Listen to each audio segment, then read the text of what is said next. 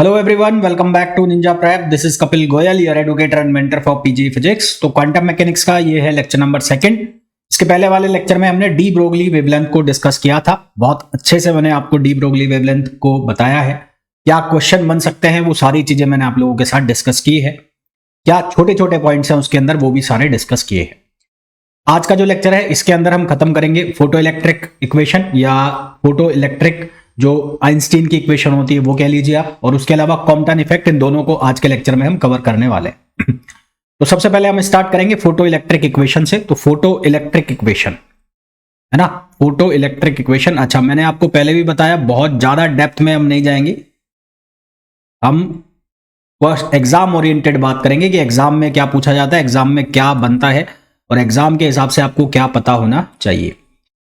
भाई phenomena, photo electric जो phenomena होता है वो क्या होता है, तो सबसे पहले तो हम उसकी बात कर ले, फोटो इलेक्ट्रिक इफेक्ट की बात कर ले। इक्वेशन से पहले हम बात कर ले किसकी, इफेक्ट की।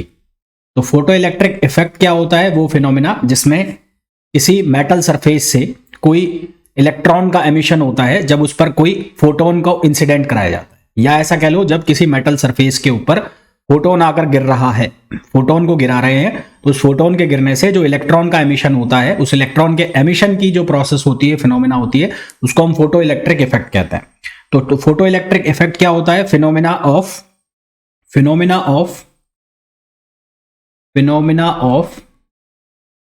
Emission of electrons from the surface of metal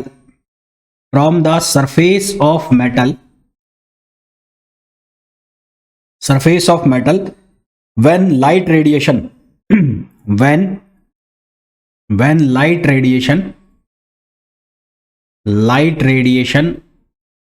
of suitable frequency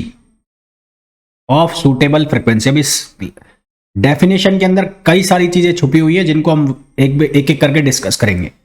suitable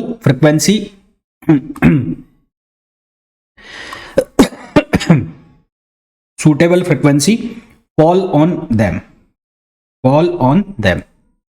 तो ये जो फिनोमिना है इसको हम क्या नाम देते हैं, फोटो इलेक्ट्रिक इफेक्ट नाम देते हैं।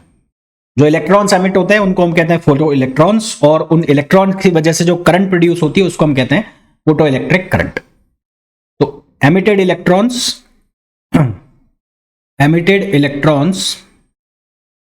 are called photoelectrons and current produce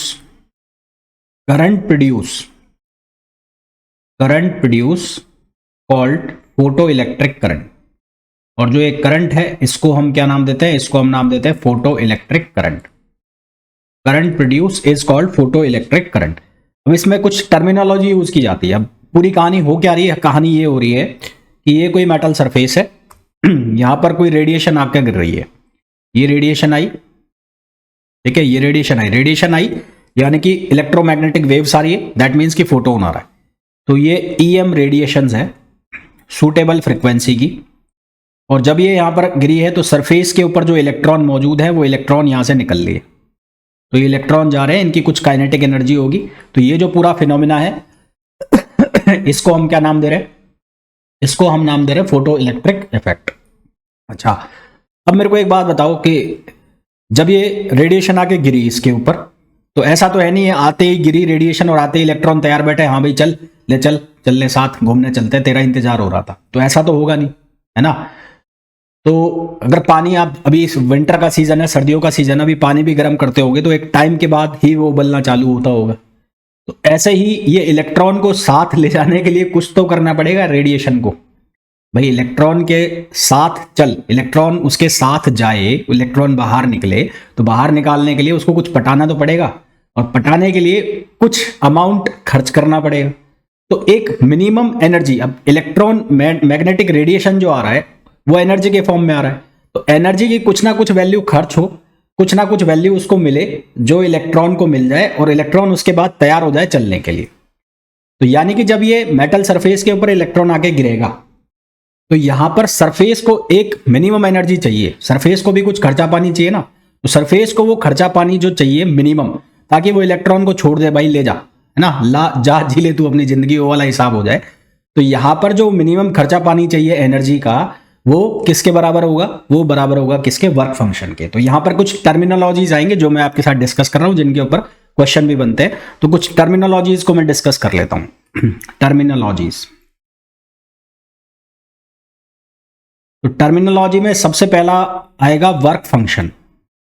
work function, और इसको एक और नाम देंगे threshold energy. Threshold energy work function बोल लो, या फिर इसको हम नाम देंगे थ्रेशोल्ड एनर्जी। मैंने आपको कहा कि ये जो रेडिएशन आकर गिर रही है इसके ऊपर, ये तो हो गई ई। अब यहां से जो इलेक्ट्रॉन बैठा है, इलेक्ट्रॉन को सरफेस जब छोड़ेगी, जब इसको कुछ मिनिमम खर्चा मिल जाएगा, तो minimum amount of energy required to emit the electron from surface.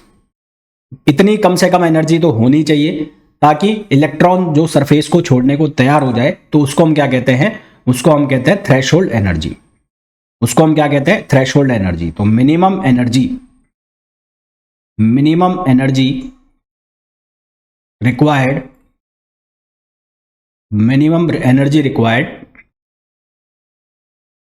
To emit the electron from metal surface is called threshold energy,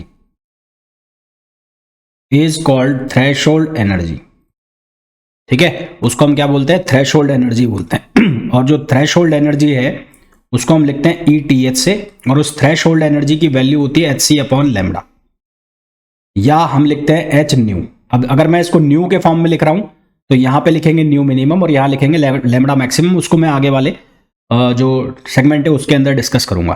तो इसकी ये मिनिमम वैल्यू हो गई। और कई बार हमें ये वर्क फंक्शन को W0 से भी शो करते हैं। तो यहाँ W0 की अगर हमें वैल्यू निकालनी हो तो इसकी वैल्यू हम निकाल सकते हैं डायरेक्ट। ये यहाँ पर एक तो तरीका है कि वैल्यू रखो सारी, h की वैल्यू रखो 6.64 इंटू 10⁻⁻34, c की वैल्यू रखो, लैम्बडा आपको जो भी गिवन है उसके बाद वैल्यू निकालो, या डायरेक्ट यहाँ पर फॉर्मूला में वैल्यू रख के निकाल सकते हो। अगर ऐसे आप फॉर्मूला में रख के वैल्यू निकालते हो तो ये लैम्बडा किस में लेना पड़ेगा आपको, आर्मस्ट्रॉन्ग में, और ये किस में आएगा, इलेक्ट्रॉन वोल्ट में। ये लमसम इक्वल होती है, लगभग बराबर होती है, एग्जैक्ट इक्वल नहीं होती। तो यहां पर ये आर्मस्ट्रॉन्ग में, आंसर किस में आएगा, इलेक्ट्रॉन वोल्ट में। इसी तरह से यदि नैनोमीटर में आंसर चाहिए तो उसमें हम लिखते हैं 1240। लैम्बडा की वैल्यू किस में हो जाती है, nm के अंदर। nm का मतलब नैनोमीटर के अंदर लैम्बडा की वैल्यू हो जाती है। तो ये होती है थ्रेशोल्ड एनर्जी या वर्क फंक्शन। वर्क फंक्शन जितना कम होगा उतनी जल्दी इलेक्ट्रॉन बाहर निकलेगा। तो वर्क फंक्शन को कम करने के लिए मेटल की सरफेस पर कोटिंग कर दी जाती है। किसकी कोटिंग कर दी जाती है, बेरियम ऑक्साइड या स्ट्रोटनियम ऑक्साइड की। तो to lower the work function,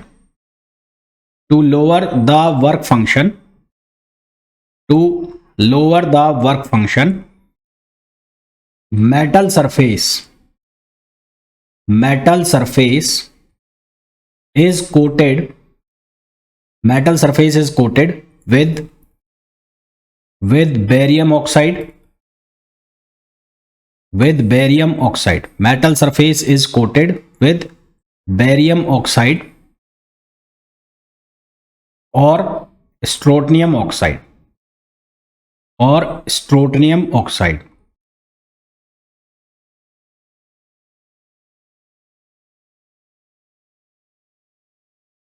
ठीक है, ये दोनों पॉइंट याद रखना कि अगर वर्क फंक्शन को लो करना है आपको तो उसके लिए आपको कोटिंग करनी पड़ेगी बेरियम ऑक्साइड की और स्ट्रोटनियम ऑक्साइड की।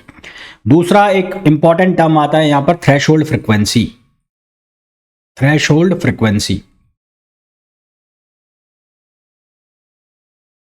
थ्रेशोल्ड फ्रीक्वेंसी इसको हम लिखते हैं न्यू नॉट से या न्यू मिनिमम से।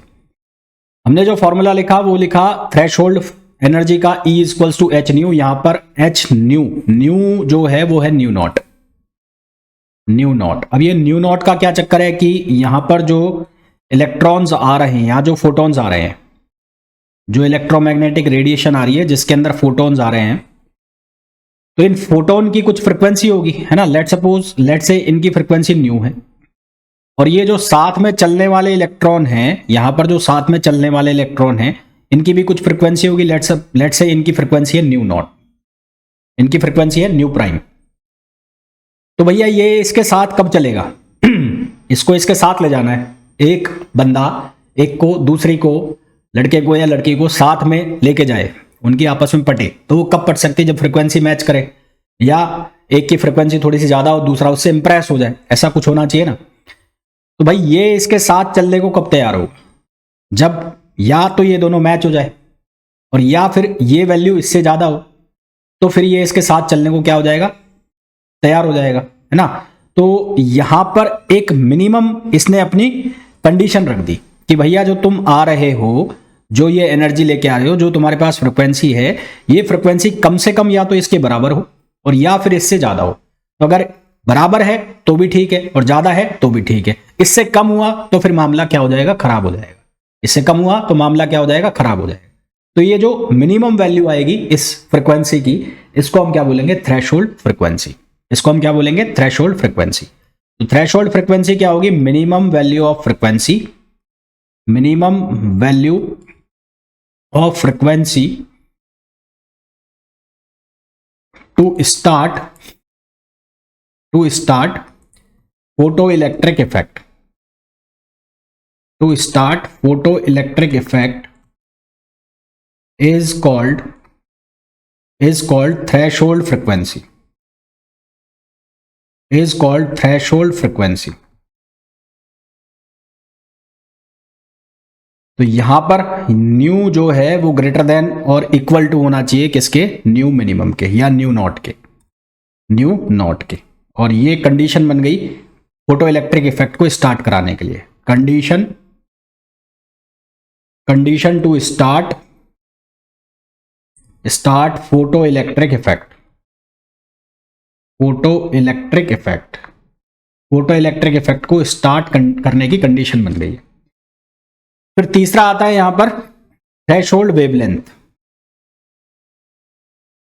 तीसरा आता है थ्रेशोल्ड वेवलेंथ।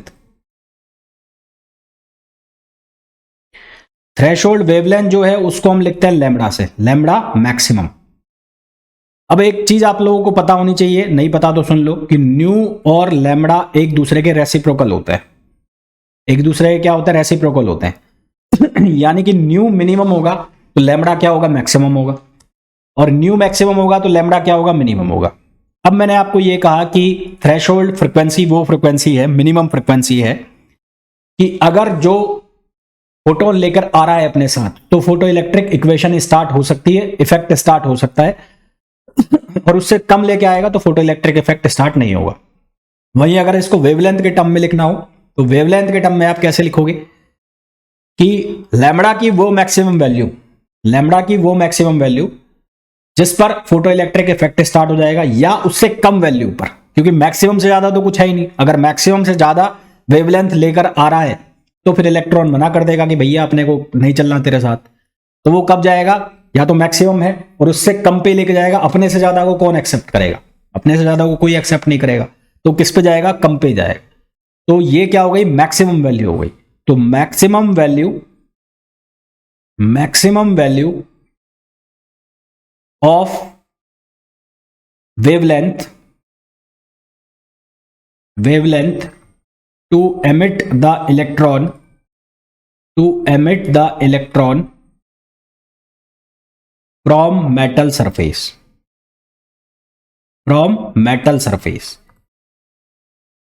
ठीक है, यानी कि अगर आपको फोटो इलेक्ट्रिक इफेक्ट चाहिए तो लैम्बडा की वैल्यू या तो बराबर हो या कम हो किससे? लैम्बडा मैक्स से।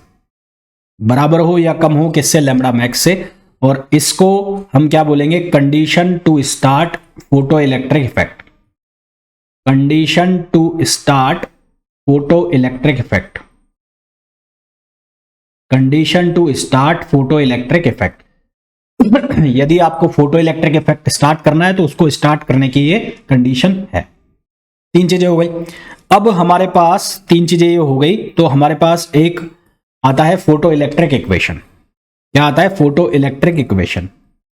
उसको हम आइंस्टीन फोटो इलेक्ट्रिक इक्वेशन भी कहते हैं। आइंस्टीन को इस फोटो इलेक्ट्रिक इक्वेशन की वजह से ही नोबेल प्राइज मिला था।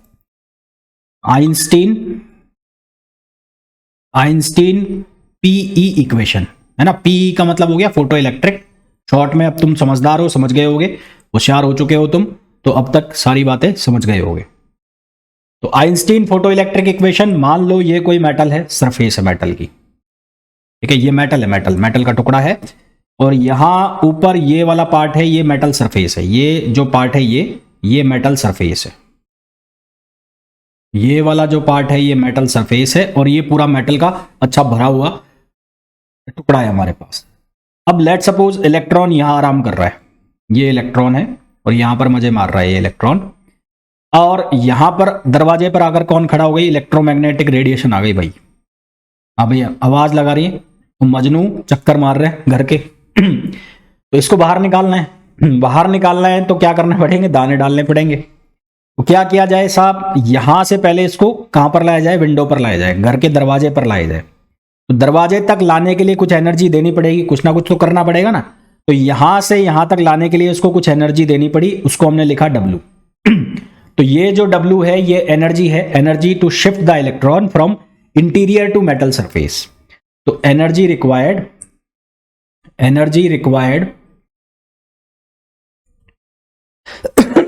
to shift the electron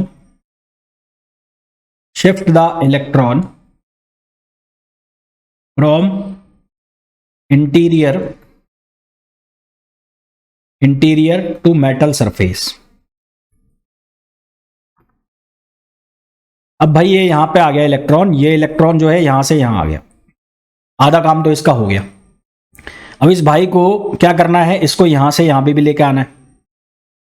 अब घर के दरवाजे से घर के बाउंड्री पार करानी है, तो यहां लेके आना पड़ेगा यहां पे। तो यहां से यहां लाना है, तो उसके लिए क्या चाहिए, वर्क फंक्शन चाहिए, है ना। इतना एनर्जी लगाना कम से कम तो इसके पास होनी चाहिए, ये तो है ही है, ये काम इसको एक्स्ट्रा करना पड़ गया। तो यहां से यहां लाने में क्या हो गया, W0 क्या हो गया, वर्क फंक्शन हो गया। ये क्या हो गया, वर्क फंक्शन। अब इसके साथ ये चले, ये बाहर निकल के जाए, तो इसके पास भी तो कोई एनर्जी होनी चाहिए, कुछ तो हो कि ये भागे घर से। तो इसके पास क्या होगी, काइनेटिक एनर्जी होगी। यहां पर क्या होगी, काइनेटिक एनर्जी। तो ये क्या हो गई, kinetic energy of electron, kinetic energy of electron. तो ये जो टोटल एनर्जी आई थी ये खर्च हो गई पूरी, ये पूरा बंदा जो है पूरा खर्च हो लिया किस में, W0 में और KE में। देख लो कितना काम करना पड़ता है बेचारे एक बंदे को, इसको यहां से यहां लाने के लिए पूरा खर्च हो गया यहां से यहां तक। तो ये जो खर्चा पानी है इसका, ये सारा बराबर हो गया, तो इसको बराबर करना पड़ेगा। तो क्या हो गया, W plus W0 plus kinetic energy. ये एग्जैक्ट इक्वेशन बन गई। अब मान लो कि ऐसा हो जाए कुछ कि ये इंटीरियर पर ना बैठ के यहां बैठे, ये पहले ही तैयार है, इतनी एनर्जी तो फिर भी चाहिए, पर ये यहां पर पहले से तैयार है, यानी कि W अगर 0 हो जाए, इफ W इक्वल्स टू 0, यदि W 0 हो जाए तो E की वैल्यू क्या बन जाएगी, W0 प्लस KE। ठीक है, क्या हो जाएगी, W0 प्लस KE, ये इसकी वैल्यू हो जाएगी, और KE क्या हो जाएगा, मैक्सिमम हो जाएगा। भाई ये एनर्जी भी तो कहीं जाएगी, तो ये एनर्जी कहां पर चली जाएगी, काइनेटिक, ज्यादा तेजी से भागेगा, तो ये क्या हो जाएगी, KE मैक्स।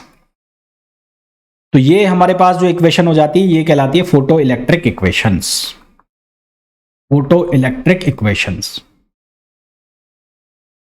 अब इसको अलग अलग तरीके से हम इस फोटो इलेक्ट्रिक इक्वेशन को लिख सकते हैं, कैसे कैसे लिख सकते हैं वो देख लो। भाई E जो है उसको लिखा जा सकता है hν, तो अगर फ्रीक्वेंसी के फॉर्म में लिखना हो तो hν equals to hν0 plus KE max, understood है। तो KE की वैल्यू क्या हो गई, h, और ये क्या हो गया, न्यू माइनस न्यू नोट, ऐसा भी लिखा जा सकता है। ये हो गई इक्वेशन, इनके ग्राफ भी बनेंगे बाद में, है ना, इनके ग्राफ भी बनेंगे। इसी तरह से इसको अगर लैम्बडा के फॉर्म में लिखना हो तो लैम्बडा के फॉर्म में क्या हो जाएगा, KE, तो न्यू बराबर हो जाएगा C अपॉन लैम्बडा, तो ये हो जाएगा HC, कॉमन आ जाएगा, 1 upon lambda minus 1 upon lambda naught, 1 upon lambda minus 1 upon lambda naught, 1 upon lambda minus 1 upon lambda naught, ऐसे भी लिख सकते हैं इसको। अब मान लो आपसे वेलोसिटी निकलवाए, तो वेलोसिटी के लिए हाफ mve, वी का मतलब है इलेक्ट्रॉन की वेलोसिटी, इक्वल्स टू hc। यहां से ये क्या हो जाएगा, ये हो जाएगा lambda naught minus lambda upon ये हो जाएगा लैम्डा इंटू लैम्डा नॉट। और अगर आपको निकालना है वीई, तो वीई की वैल्यू किसके बराबर हो जाएगी, अंडर रूट ये हो जाएगा 2hc lambda naught minus lambda, m नीचे पहुंचेगा तो ये हो जाएगा m लैम्डा लैम्डा नॉट। एक फॉर्मूला ये बन गया, एक फॉर्मूला ये बन गया। इसी तरह से इसको आप फ्रीक्वेंसी के फॉर्म में भी लिख सकते हो, यहां से भी इसको चेंज कर सकते हो फ्रीक्वेंसी के फॉर्म में भी, ठीक है। इसी फॉर्मूला को आप फ्रीक्वेंसी के फॉर्म में भी चेंज कर सकते हो। इसको स्टॉपिंग पोटेंशियल के फॉर्म में भी लिख सकते हैं। स्टॉपिंग पोटेंशियल में कैसे लिखेंगे वो मैं भी बता देता हूं। तो स्टॉपिंग पोटेंशियल से पहले इसका एक्सपेरिमेंट हम देखें कि फोटो इलेक्ट्रिक इफेक्ट का एक्सपेरिमेंट किया किस तरह से जाता है। तो इसका एक्सपेरिमेंटल सेटअप जो होता है, एक्सपेरिमेंटल सेटअप लगाया जो जाता है वो कुछ इस तरह से लगाया जाता है।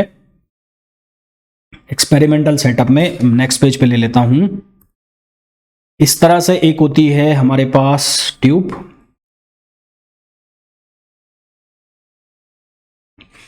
यहां पर ये हो गया कैथोड और यहां पर ये हो गया एनोड। ये इसको हमने कनेक्ट कर दिया यहां से बैटरी से, ये बैटरी का नेगेटिव टर्मिनल और ये बैटरी का पॉजिटिव टर्मिनल। इसको हमने नाम दिया P, इसको हमने नाम दिया Q। इनिशियली जो जितनी भी इलेक्ट्रोमैग्नेटिक रेडिएशन आ रही है वो सारी की सारी इसके ऊपर आकर गिर रही है। तो इसके ऊपर गिरेगी तो यहां से इलेक्ट्रॉन चलना स्टार्ट होंगे और ये इलेक्ट्रॉन्स जाएंगे किधर की तरफ, इधर की तरफ भागेंगे, इधर की तरफ पॉजिटिव प्लेट की तरफ भागेंगे, ठीक है। ये क्या हो गया, माइनस हो गया और ये हो गया प्लस, ये हो गया एनोड और ये क्या हो गया, कैथोड हो गया। तो इनिशियली शुरुआत से बात करूं मैं, इनिशियली यदि जो एनोड है उसको पॉजिटिव, थोड़ा सा पॉजिटिव वोल्टेज दिया जाए और जो फोटॉन्स है या इलेक्ट्रोमैग्नेटिक रेडिएशन है वो पी प्लेट पर आके गिर रही है, सूटेबल फ्रीक्वेंसी की जो रेडिएशन है वो पी प्लेट के ऊपर आ रही है और जो एनोड है उसकी जो पोटेंशियल है वो जीरो पोटेंशियल है या बहुत कम पोटेंशियल है, तो उस केस में इलेक्ट्रॉन तो एमिट होंगे क्योंकि उनको खींचने वाला ही कोई नहीं है। भाई वो तो तैयार है पर बंदा सामने वाला तैयार नहीं है, यानी कि ये जो है ये तैयार नहीं है। तो यहां से निकल तो जाएगी घर से पर बहुत थोड़ी सी दूर तक जाके रुक जाएगी कि हटाओ इसको यहां से। तो ये जो करंट है ये माइन्यूट करंट होगी, कोई काम की नहीं होगी। तो initially when potential is zero, then very few amount of electrons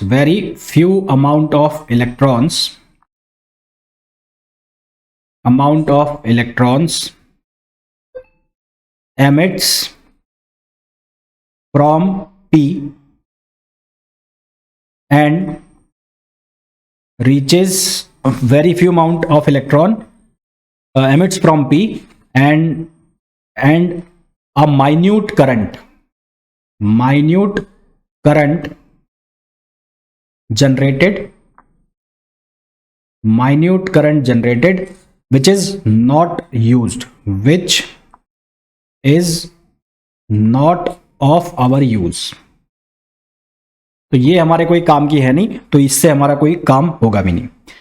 अब हम क्या करेंगे, अगर हमारे को करंट बढ़ानी है यानी कि इसको अपनी तरफ बुलाना है तो क्या करना पड़ेगा, यहां पर पॉजिटिव पोटेंशियल बढ़ानी पड़ेगी।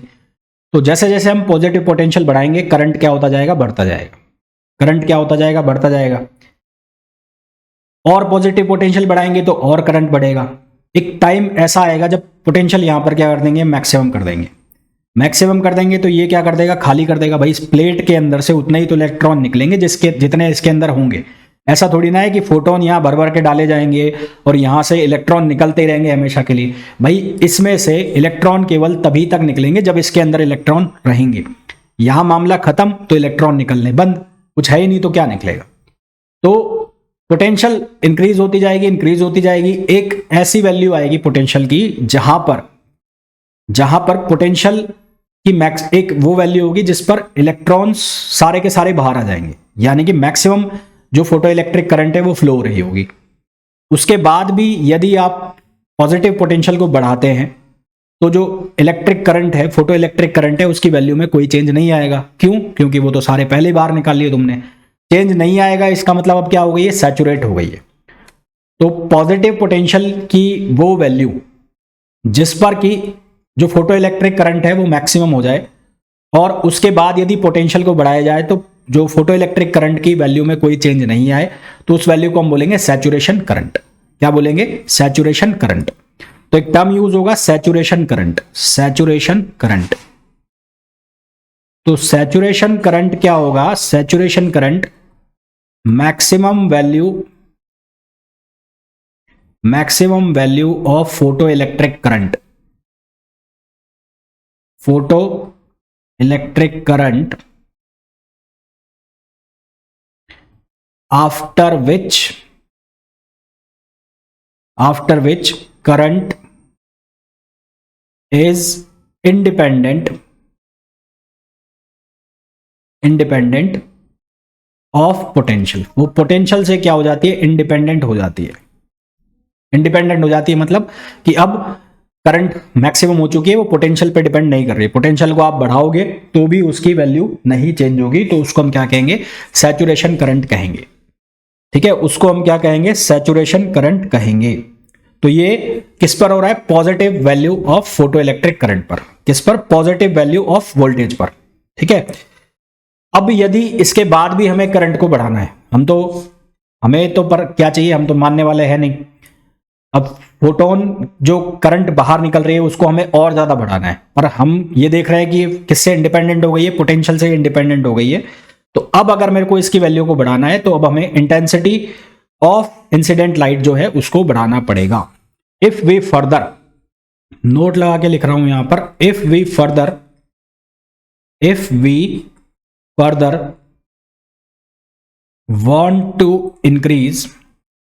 want to increase photoelectric current,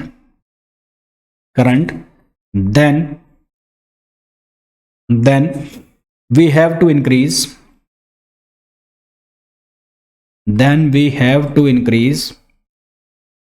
the intensity of incident light, the intensity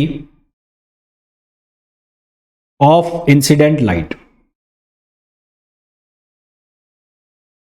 intensity of incident light, इसको हमें बढ़ाना पड़ेगा। यानी कि जो फोटो इलेक्ट्रिक करंट है वो किस किस चीज पर डिपेंड कर रही है? तो photo electric current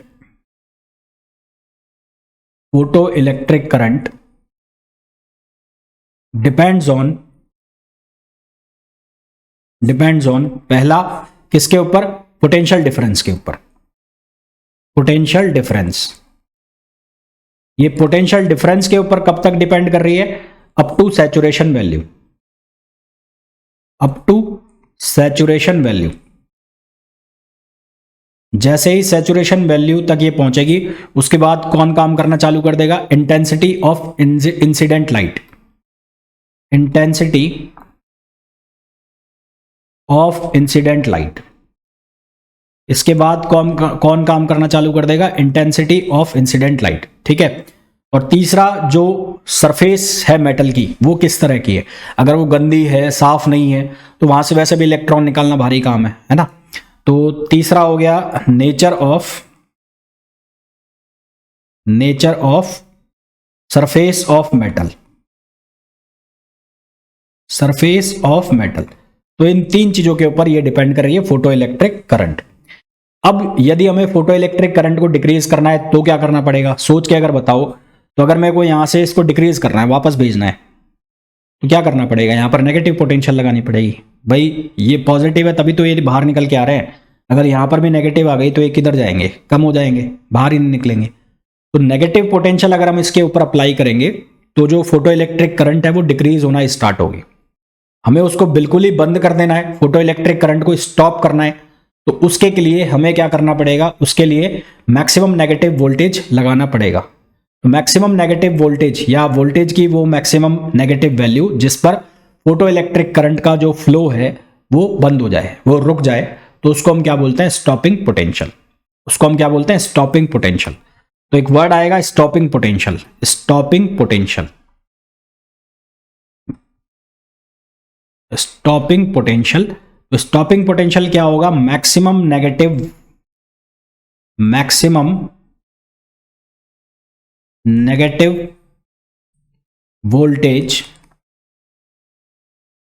which when applied, which when applied on anode, anode photoelectric current, photoelectric current, photoelectric current becomes zero, becomes zero, है ना। तो ये क्या हो जाए, जीरो हो जाए, तो इसको हम क्या बोलेंगे, स्टॉपिंग पोटेंशियल।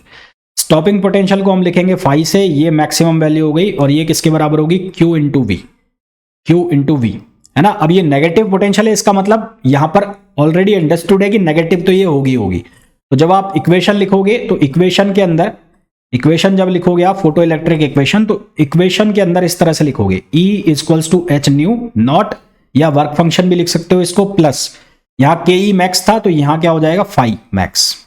यहां पर नेगेटिव नहीं लगाना है, नेगेटिव ये ऑलरेडी अंडरस्टूड है कि नेगेटिव पोटेंशियल है, ठीक है। तो और हमारे पास एक इक्वेशन थी E equals to W nought या एच न्यू नॉट भी लिख सकते हो, और ये क्या था, के ई मैक्स था। तो यहां से हम ये लिख सकते हैं कि जो के ई मैक्स है वो किसके बराबर होगा, फाई के बराबर होगा। फाई स्टॉपिंग, इसको स्टॉपिंग लिख लो, तो ये किसके बराबर होगा, फाई स्टॉपिंग। तो के ई मैक्स किसके बराबर हो गया, फाई स्टॉपिंग, स्टॉपिंग, या इसको E इंटू वी भी लिख सकते हैं। तो इसके अकॉर्डिंग उसमें भी चेंज हो जाएंगे, जो हमने क्या लिखी हुई थी, जो हमने इक्वेशंस लिखी हुई थी, तो वो इक्वेशंस भी इसके अकॉर्डिंग चेंज हो जाएगी। अब कुछ ग्राफ बनाए जाते हैं, वो ग्राफ में बना रहा हूं। जैसे एक ग्राफ बनता है काइनेटिक एनर्जी और स्टॉपिंग पोटेंशियल के बीच में।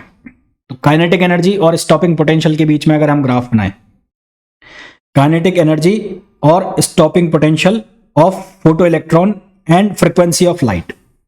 तो सबसे पहले मैं ग्राफ बना रहा हूं, kinetic energy and frequency of incident light, and frequency of incident light.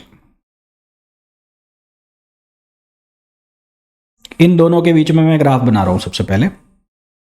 तो हमारे पास रिलेशन क्या था, H nu equals to H nu nought plus K E max लिख सकते हो इसको। तो यहां से के ई किसके बराबर हुआ, के ई बराबर हुआ H nu minus H nu not.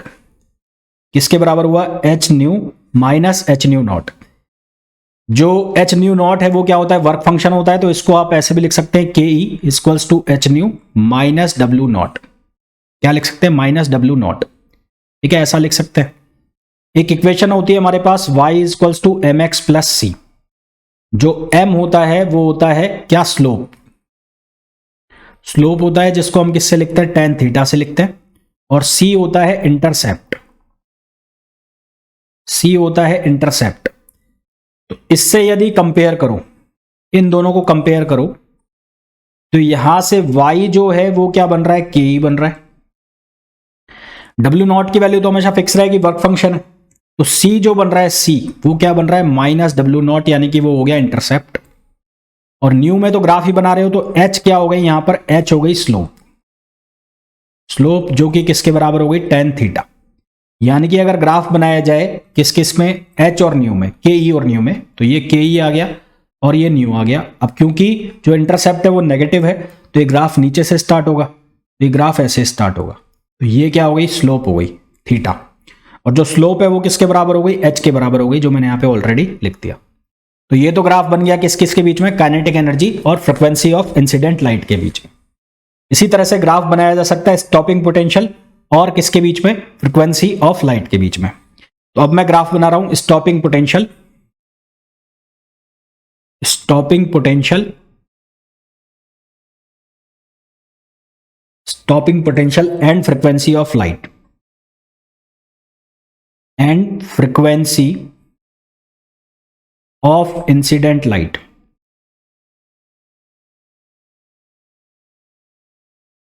तो इन दोनों के बीच में ग्राफ अगर हम बनाएंगे तो वो कैसा बनेगा, वो बनेगा ऐसा। सबसे पहले वही इक्वेशन में लिख रहा हूं, के ई इक्वल्स टू, यहां से लिखा मैंने H nu minus W not. अब मैंने अभी आपको बताया के ई किसके बराबर, स्टॉपिंग पोटेंशियल, तो इसको मैंने लिखा स्टॉपिंग पोटेंशियल। स्टॉपिंग पोटेंशियल किसके बराबर है, चार्ज इनटू पोटेंशियल। यहां के ई किसके बराबर है, फाई, और के ई को आप लिख सकते हैं स्टॉपिंग पोटेंशियल। स्टॉपिंग पोटेंशियल को आप लिख सकते हैं चार्ज इनटू पोटेंशियल। क्या लिख सकते हैं, चार्ज इनटू पोटेंशियल लिख सकते हैं। तो अगर इसको आप चार्ज इनटू पोटेंशियल लिख सकते हैं तो मैं यहां पर इसको लिख रहा हूं E V equals to H nu, और ये डब्ल्यू नॉट हो गया। क्या चेंज होंगे भैया, यहां से v इक्वल्स टू हो जाएगा, ये हो जाएगा h nu upon C minus W not upon सी।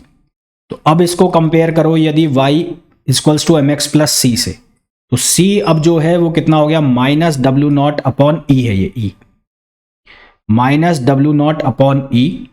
और जो स्लोप है वो स्लोप कितनी बन गई है, वो बन गई है h अपॉन ई। स्लोप कितनी बन गई है, h अपॉन ई। तो इसको नीचे बढ़ा दो, इसको नीचे बढ़ा दो, ये हो गया v और ये हो गया न्यू। तो इसको अब ऊपर खींचो ऐसे, ये हो गया कितना, थीटा, यहां से और यहां तक ये कितना हो जाएगा, ये हो जाएगा माइनस डब्ल्यू नॉट अपॉन ई। कितना हो जाएगा, minus W not upon E. और स्लोप जो है अब वो इस केस में स्लोप कितनी आ जाएगी, h अपॉन ई। स्लोप कितनी आ जाएगी, h अपॉन ई, जो कि हमारे पास आंसर हो जाएगा। तो इस तरह से इनका ग्राफ भी प्लॉट किए जाते हैं। इसके बाद एक ग्राफ इसमें प्लॉट किया जाता है potential difference between the plate P and Q and photo electric current में। तो फोटो इलेक्ट्रिक करंट और किसमें, potential difference. Photo electric current, photo electric current and potential difference, potential difference, इन दोनों के बीच में ग्राफ प्लॉट किया जाता है। वो ग्राफ कैसे प्लॉट किया जाता है, वो दो तरह के ग्राफ बनते हैं। दो तरह के ग्राफ का मतलब, एक बनता है किसके लिए, डिफरेंट इंटेंसिटीज के लिए, और एक बनता है किसके लिए, डिफरेंट फ्रिक्वेंसी के लिए। तो यहां पर लिख लिया मैंने वोल्टेज, ये क्या हो गई, वोल्टेज हो गई, पोटेंशियल डिफरेंस पीडी। और ये क्या हो गई, इंटेंसिटी ऑफ लाइट। तो अगर अलग अलग इंटेंसिटी के लिए लिखा जाए, अलग अलग इंटेंसिटी के लिए लिखा जाए, तो इंटेंसिटी के लिए अगर लिखा जाए तो यहां से ग्राफ जाएगा कुछ ऐसे,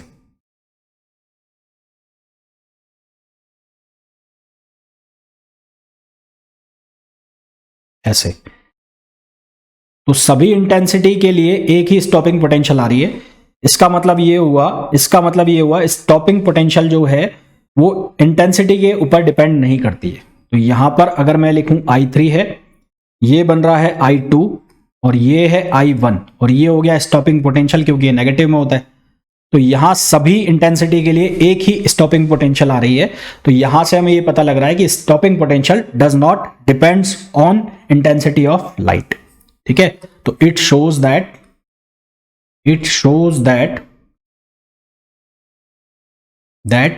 stopping potential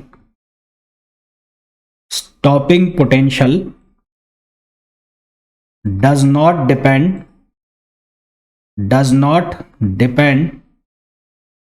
on intensity of light, does not depend on intensity of light। Stopping potential intensity of light पर डिपेंड नहीं करता है। फिर किस पर डिपेंड करता है, तो ये डिपेंड करता है किस पर, फ्रीक्वेंसी पर या वेवलेंथ पर, ठीक है, या एनर्जी ऑफ इंसिडेंट रेडिएशन पर। इट डिपेंड्स ऑन, यहां लिख रहा हूं, यहां पर इट डिपेंड्स ऑन फ्रीक्वेंसी और वेवलेंथ,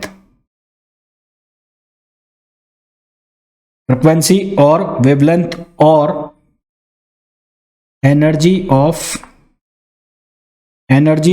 इंसिडेंट रेडिएशन।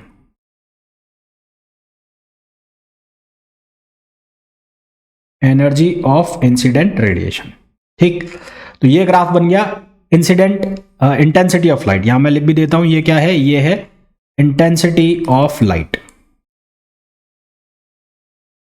ये क्या लिखा हुआ है, इंटेंसिटी ऑफ लाइट। फिर एक और ग्राफ बना लो यहां पर, वो ग्राफ बनेगा आप किसमें, इंटेंसिटी में और पोटेंशियल डिफरेंस में ही बनेगा, पर वो अब अलग अलग फ्रीक्वेंसी के ऊपर बनेगा, अलग अलग फ्रीक्वेंसी के ऊपर बनेगा, क्योंकि फ्रीक्वेंसी के ऊपर डिपेंड कर रही है स्टॉपिंग पोटेंशियल, तो इसका मतलब अब वो अलग अलग वैल्यू देगी स्टॉपिंग पोटेंशियल। तो यहां हो गई पोटेंशियल डिफरेंस और यहां हो गई इंटेंसिटी। तो यहां पर मैं अलग अलग फ्रीक्वेंसी के लिए बना रहा हूं अब, तो एक जाएगा ऐसे,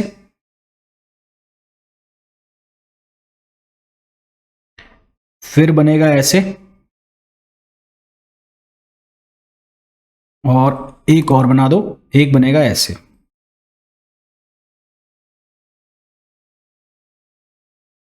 ठीक है, यहां पर हो गया -V01, ये हो गया -V02 और ये हो गया -V03। सबसे ज्यादा फ्रीक्वेंसी किसकी, ये हो गया ν3, ये हो गया ν2 और ये हो गया ν1। फ्रीक्वेंसी बढ़ेगी तो उसके साथ साथ स्टॉपिंग पोटेंशियल भी बढ़ रहा है, फ्रीक्वेंसी कम है तो उसके हिसाब से स्टॉपिंग पोटेंशियल भी क्या है, कम है। ठीक है, तो ये अलग अलग फ्रीक्वेंसी के लिए ग्राफ बन गए। तो यहां ν3 ज्यादा है किसके लिए, ν2 और फिर ν1। तो जिसकी फ्रीक्वेंसी ज्यादा है उसका स्टॉपिंग पोटेंशियल भी ज्यादा है। इसको आप ν3 करके लिख लो, है ना, इसको 3, इसको 2 और इसको 1 करके लिख लो तो कंफ्यूजन नहीं होगा। ये हो जाएगा 3, ये हो जाएगा 2 और ये हो जाएगा 1। तो आप साफ साफ देख रहे हैं यहां पर जिसकी फ्रीक्वेंसी ज्यादा है उसका स्टॉपिंग पोटेंशियल भी ज्यादा है, जिसकी फ्रीक्वेंसी कम है उसका स्टॉपिंग पोटेंशियल भी क्या है, कम है। तो यहां से हमें यह भी पता लग गया कि स्टॉपिंग पोटेंशियल किसके ऊपर डिपेंड करता है, किसके ऊपर डिपेंड नहीं करता है। एक चीज और ध्यान रखना, आगे भी मैं ऑलरेडी बता चुका हूं कि इंटेंसिटी ऑफ लाइट जो है, इंटेंसिटी ऑफ लाइट जो है वो इनवर्सली प्रोपोर्शनल होती है, किसके इनवर्सली प्रोपोर्शनल होती है, square of distance, square of distance between source of light and photo sensitive plate. Intensity जो है वो इनवर्सली प्रोपोर्शनल होती है डी स्क्वायर के। ये जो डी है ये क्या होता है, distance between light source and photo sensitive plate,